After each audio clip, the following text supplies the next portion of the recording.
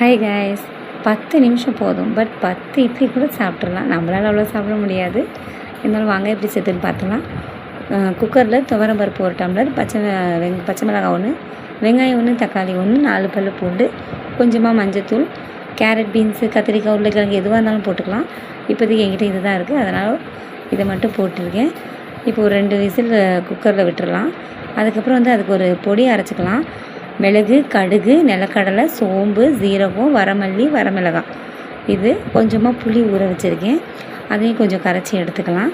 இப்போது ஒரு கடாயில் சொன்ன அந்த திங்ஸ் எல்லாம் போட்டு நல்லா ரோஸ்ட் பண்ணிக்கலாம்.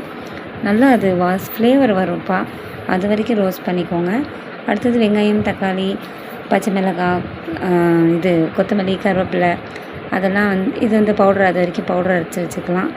இப்போ எண்ணெயை ஊற்றி தாளிக்கிறதுக்கு கடுகு, சீரகம் கொஞ்சமாக போட்டு, கருவேப்பிலை, அதுக்கப்புறம் சொன்ன இன்க்ரீடியன்ட்ஸ் எல்லாம் ஆட் பண்ணிக்கிட்டு நல்லா வதக்கிக்கலாம். அதில் கொஞ்சம் உப்பு போட்டுக்கலாம். அது எல்லாத்துக்குமே தெரியும் ஆஸ் யூஷுவல், பட் இருந்தாலும் சொல்லணும்ல, அதுக்காக சொல்கிறேன்ப்பா.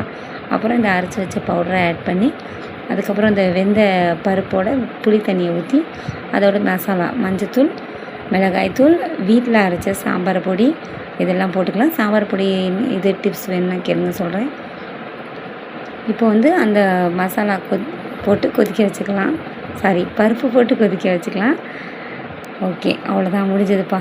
கொஞ்சமாக கொத்தமல்லி தழை தூவி இறக்கி வச்சு சாப்பிட்டா செம்மையாக இருக்கும்.